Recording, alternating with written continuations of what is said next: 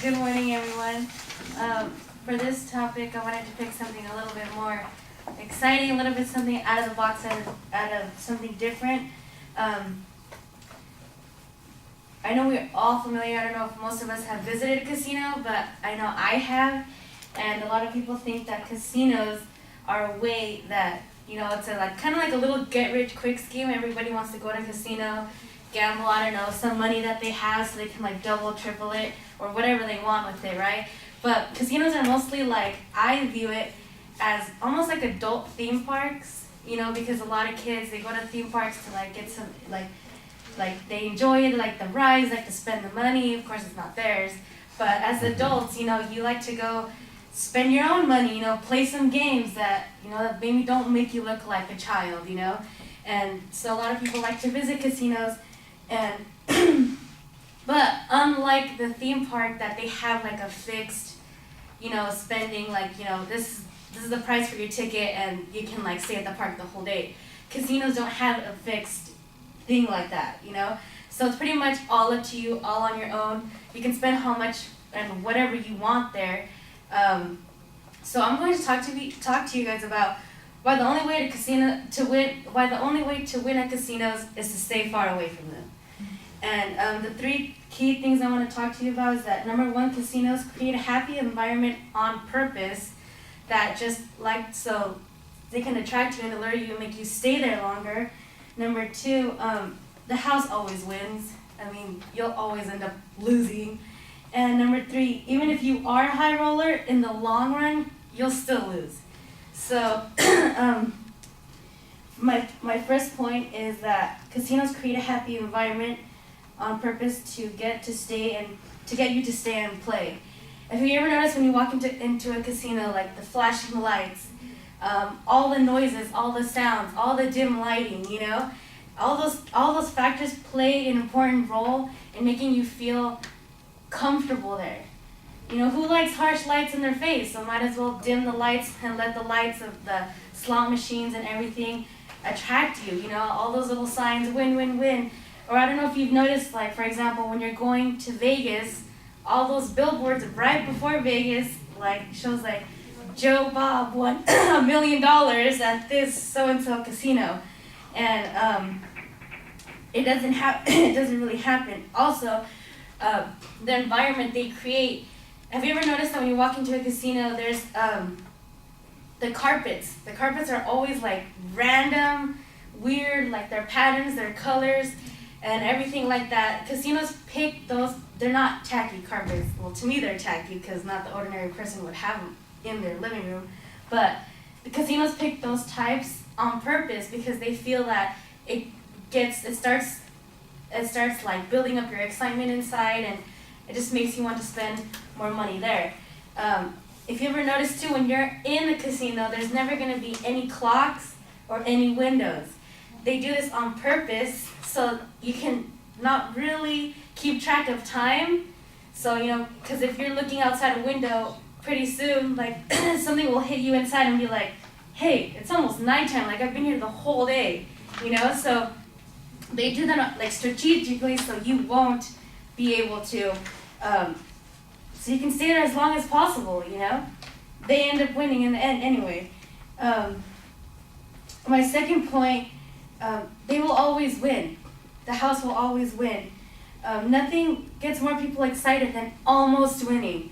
I mean, I think my personal time when I went to the casino and I played the slot machine for the first time, I played, and I think the rush that I had the most was almost winning something. So that almost winning feeling made me want to play even more. But I walked away even broker than I was before. So Karen Price states in an online article that says taking care of yourself while at a casino is that unfortunately, if you're in the middle of Vegas, there's a chance that this is that same thing is happening inside someone's head roughly every 30 seconds. So everybody in Vegas, about every 30 seconds, is feeling that exact same feeling that you're feeling, that, just let me put $1 more. Maybe this time it will be, maybe this time I'll get it, or maybe this time I'll get it, maybe this time I'll get it. And it's not like that, And if you think about it, every 30 seconds someone is thinking that. So that's a lot of money if people still keep on going. Because once you're in it, once you feel that roll, once you feel that rush, it gets harder and harder to back away from that. It's that feeling of you're being so close to winning that makes you spend even more. When machines are designed to pay out small wins, in a short run, but eventually they take more from you in the long run, like what happened to me when I was playing the slot machine. It's $1 here, it's $1 there, but at the end of the day, you start walking out dry, and it's a lot of dollars you're just tossing around everywhere. On the PBS.org facts and stats states that players lose $6 billion a year in Vegas casinos. Just in Vegas casinos alone, that is a lot of money. $6 billion. And that's just not one person, that's just not a few people, that's everybody. And if you're thinking to yourself, well, what about those people who do win? What about those people that win big all the time, or they're always winning, or they always have this lucky streak about them? Is that sure they're the casino's high rollers that spend thousands, even gambling at their casinos. But the only way casinos keep these high rollers is by giving them offers that they cannot refuse, sending them offers like free sweets, free drinks, free meals. They just like pamper them to the max, and maybe the casino might be losing losing money by giving you all this free stuff, but they will get it back by having you there and by you being there gambling your money. So it's like a little vicious cycle, if you want to call it that way. Also, experts outside the gambling industry estimate that people with gambling addictions account for about 5% of all players, but account for 25% of casino and state lottery profits.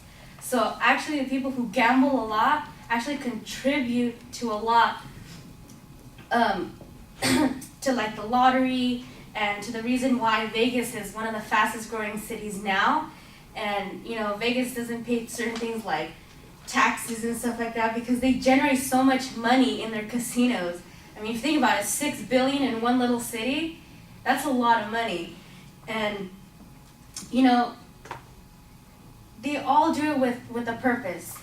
Everything has a purpose. So next time you're going to a casino, like remember that they create that happy, feeling, that warm feeling.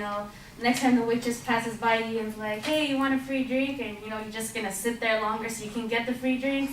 Just remember that while you're sitting there waiting for those free drinks to pass by, you're putting your money into that machine. So technically, it all comes back around one way. And number two, the house will always win. So next time you pass by one, just remember that you'll probably most likely, if not surely, end up losing. And number three, even if you are a high roller, they still have your money. So pretty much you lose anyway. So my advice would be, just don't go by them. Just don't, if the only way to win is to stay far away from them. And remember, instead of dropping 500 at a casino, why don't you buy yourself something nice and drop 500 in your pocket and go to the mall or something, or do something else with your money. But just remember that the only way to win at a casino is to stay far away from them. Thank you.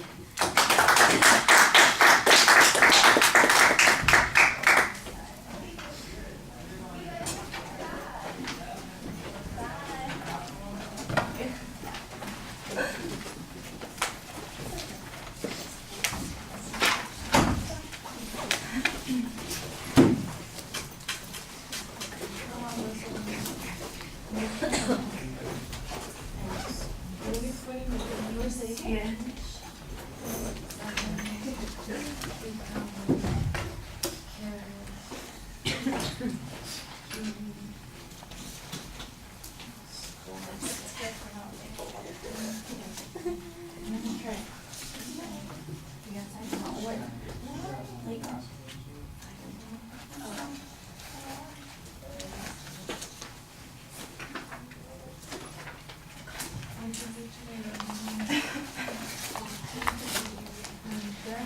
Okay, I think the setup is pretty good. You've got some enthusiasm that you're building in there. You kind of give us a perspective and tell us a little story as you're leading in. When you finally get to the point that you're making, I think that you express it in a pretty effective way. Did you ever see the movie War Games? No. Okay, because there's a line in the movie that the computer comes up with. Is the only way to win is not to play, and it sounds almost exactly like the thing that you have going on here. And it just seemed like you've got a good catch line here, but you're not selling it quite as effectively. You need to get that sentence and make it smooth and polished, and when you come back to it at the end, you know, punch it a little bit when you're giving it, because that's really the point that of the whole speech is. Don't get started because you're not going to come out ahead. I thought that you set up the structure very clearly, a little mechanical, but it was clear. And I thought the same sort of thing with the transitions. I could usually tell where you were. Sometimes it was pretty obvious as you're moving from point to point, but it's always clear. That part's good. The content, I think, you've got a lot of description, and I think your personal descriptions and your enthusiasm when you're talking about them are the best part of the speech. I do think you need to have some more research in the presentation. I basically heard 3, maybe 4 pieces of research material in the presentation, which for a speech that goes on for almost 10 minutes seems a little bit thin. And especially since some of them are just factual information in the background, like how much money they take in Las Vegas each year. So I think that you need to be able to examine this issue of the gambling a little bit more. For example, you go through this whole thing about how the casinos are all designed to suck you in and make you want to stay. You talk about the carpet and the windows and the absence of clocks and all those kinds of things. I think those are well-known tropes. Everybody's heard of those sorts of things. What reason do you have to believe them other than the fact that you heard them from somebody else? I mean, maybe there was something in that PBS special where they talked about those kinds of things. Well, then we ought to get that as a source citation in the presentation.